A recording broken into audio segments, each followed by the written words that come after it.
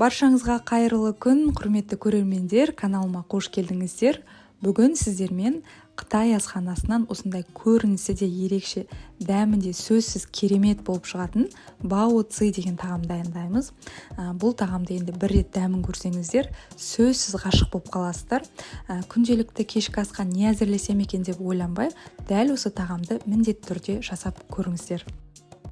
Бірінші қамырын ашытып дайындап алатын боламыз. Ол үшін ыдысымызға жылы су құямыз. Жылы су бұл жерде 320 грамм жылы су, 70 грамм сүт құямыз. Жылы сүт. Ашытқымызды саламыз. Ашытқыларымыз барынша сапалы болғаны жақсы. Менде осындай құрғақ ашытқы. Доктор Вкус фирмасының 10 граммдық ашытқысын қолдандым. Осындай юва деген ашытқыны да қолданамын. Осы екі ашытқымен керемет шығады. Енді басқа ашытқыларды білмеймін, өзім көбінесе осыларды қолданамын. Тағы да айтарым, ашқаннан кейін міндетті түрде бетін жауып қойыңыздар, өйткені біраз уақыт тұрып қалғаннан кейін ашытқыларыңыз жаңағыдай ескіріп, дұрыс көтерілмей қалатын болады.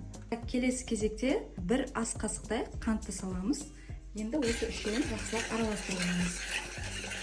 3 ас қасықтай сұйық май құямыз.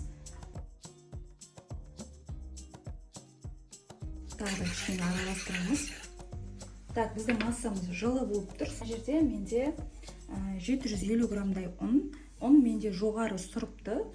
Цесна ұнын қолдансаңыздар болады, немесе белес деген ұнды да қолдансаңыздар болады. Сондай қыздар, тұзымызды біз ұнның үстінен саламыз, сұйықтыққа емес. Осы ұнға салып алатын болсаңыздар, жаңадай қамырларың жақсы көтерілетін болады. Бірінші жарты бөлігін салып аламыз. Осы бөлігін бір кішкене араластырып аламыз.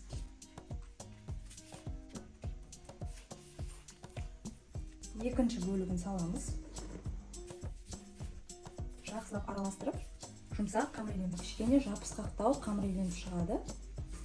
Жақсылап ешқандай ұнның артық түйіршігі, яғни комок қалмағанға дейін жақсылап қамырымызды илейміз.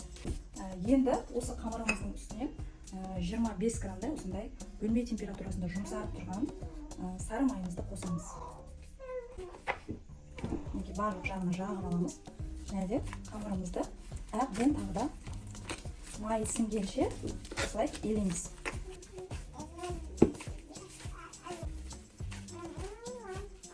Неке көріп тұрғандарыңыздай осындай эластичный жұмсақ тесто шығады. Енді қамырымызды көтерілгенше шамамен 1,5-2 сағатқа осылай бетін жауып қойып қоямыз. Енді тағамымыздың начинкасын дайындаймыз.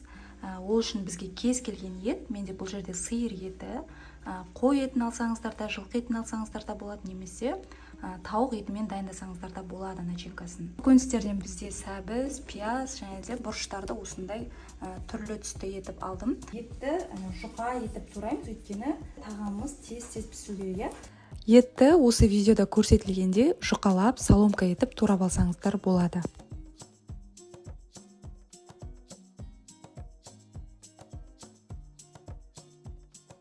Енді көкөністерімізді турап дайындап аламыз.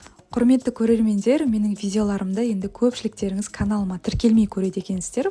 Төмендегі бар болғаны подписация, бір ғана батырманы басу арқылы каналыма тіркеліп, каналда жүктелген жаңа видеоларды бірінші болып көріп отырыңыздар. Енді пісіретін ыдысымызға бірінші май құйып аламыз, одан кейін етті салып, етімізді жақсылап қуыруды бастаймыз. Қуыру барысында еттің бойынан өзінің сөлі, яғни су шыға бастайды. Сол суының барлығы толықтай тартылып кеткенше етімізді қып-қызыл етіп жақсылап қуырып аламыз.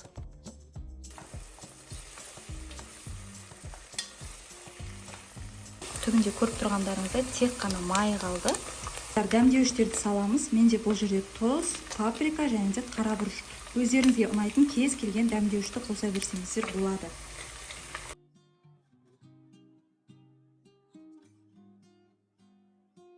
100 граммдай су құямыз.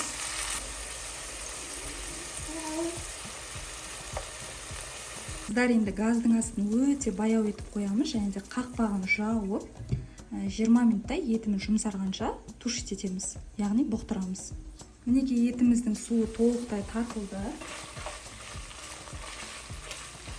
Турап дайындап қойған пиязымызды салып қуырамыз. Осы пияз қуырылып жатқан кезде міндетті түрде 2-3 тіше сарымсақты теркадан өткізіп қосып жіберсеңіздер, сарымсақ тағамымызға бір ерекше керемет дәм беретін болады. Жақсылап араластырамыз. Енді қыздар, сәбізді салып қуырамыз.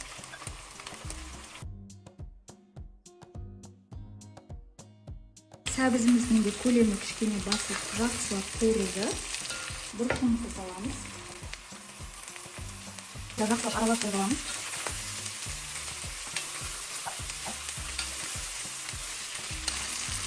Қыздар, қараңыздар, түсі қандай әдемі болды.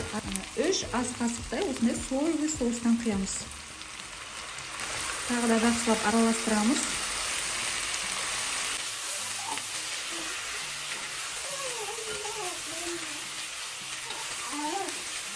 Тағы да 100 граммдай су құямыз.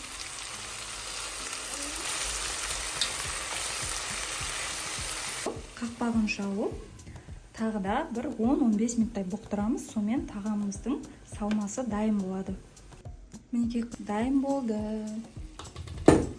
Біздің көкөністеріміз, қыздар, қатты жұмсақ болып кетпеу керек. Мінекей барлығы пісіп дайын тұр. Қамырымыз да көтеріліп дайын болды. Көріп тұрғандарыңыздай.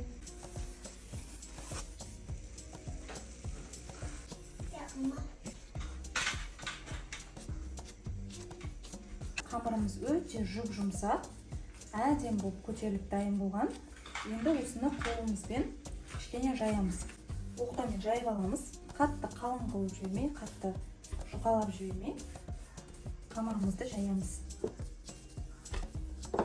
Сіздерге қалыңдығын көрсетіп жіберейін. Қатты бір қалыңдай немесе қатты жұқадай емес. Менде осындай форма, осымен қазір кесіп аламыз.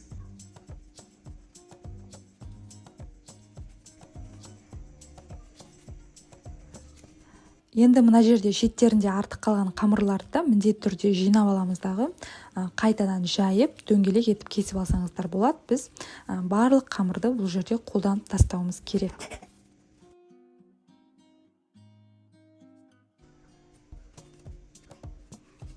Енді дөңгелетіп кесіп алған қамырларымыздың бетіне осылай міндетті түрде сұйық майдан жағып шығамыз. Қазір бұл қамырымызды түйеміз. Мінекей енді қамырымызды осылай бір-біріне беттестіріп жабыстырамыз. Мінекей үстерін кішкене басып қойсақ болады. Жабыстырып алдық осылай.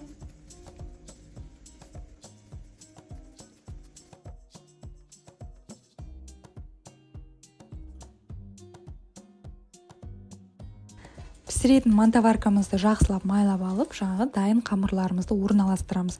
Бір-біріне қатты жабыстырып бір жақын қоюдың керек жоқ, өйткені қазір пісу барысында бір шама көтеріледі. Осындай бір листке 6 штуктан қойып шықтым.